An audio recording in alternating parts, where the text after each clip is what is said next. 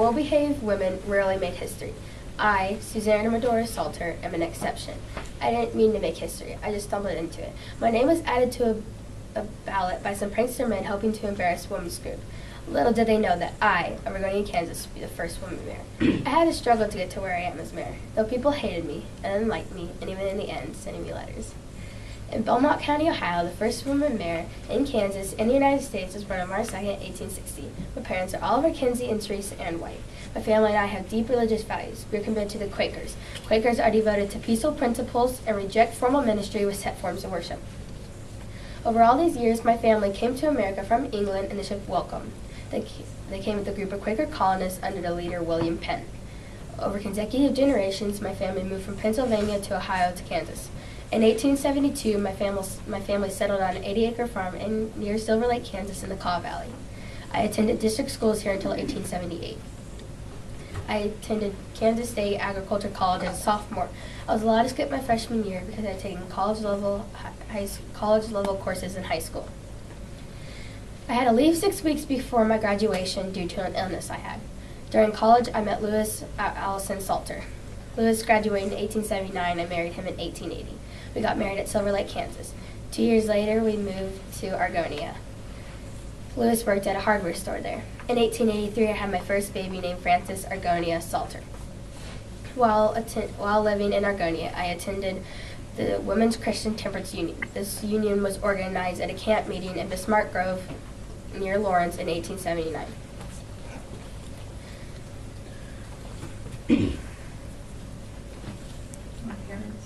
My parents moved to Argonia a year after we did. In 1885, my father became the first male mayor in Argonia when the town became incorporated.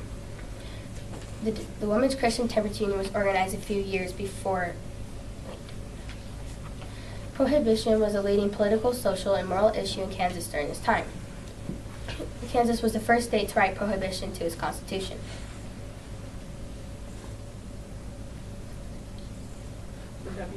The WCTU called a caucus and nominated several male candidates for mayor. 2 years later, who agreed with prohibition. Some men in Argonia disagreed with prohibition. A few male brought a list together of candidates for mayor. I happened to be one of them as a joke. I was chosen as a joke because I was the only woman officer of the WCTU who lives in town's limits. Those living outside the town limits were ineligible. The Women's Christian Temperance Union joined with the Good Templars in the struggle for statewide prohibition in the 1890s. This temperance declined but came back before the turn of the century. Radical prohibitionists like Carrie Nation of Medicine Lodge, Kansas, got tired of philosophy written. Carrie picked up rocks and smashed her first saloon in Kiowa, Kansas in 1903. Carrie had a campaign and attracted national attention. I had met Carrie Nation but didn't know her well. Carrie criticized me for attending a football game. I did not give in to Carrie's request, but instead I went to the football game to watch my son play. When election day came, the men who put my name on the ballot did not believe that a man would vote for a woman. A few candidates back then did not have to vote before election day, and I still had no idea that my name was even on this ballot. So when townspeople went to vote, they were surprised to see a woman's name listed. A few Republicans came to my house to tell me. I was doing laundry during the time. They asked me if I would accept the role of office of mayor if elected. I absolutely said yes. The Republicans said they would vote for me and have men's plans backfire. Mr. Salter's name had also been on the ballot, and he found out later when he went to vote. He was very upset that I had taken the role of office if elected. He went later to vote. Okay. My parents and I went later to vote in the afternoon. It was not appropriate to vote for oneself, so I left the place of mayor in March. I was the first woman to be elected mayor on April 4th, 1887. This was just weeks after Kansas had gave women the right to vote in local elections.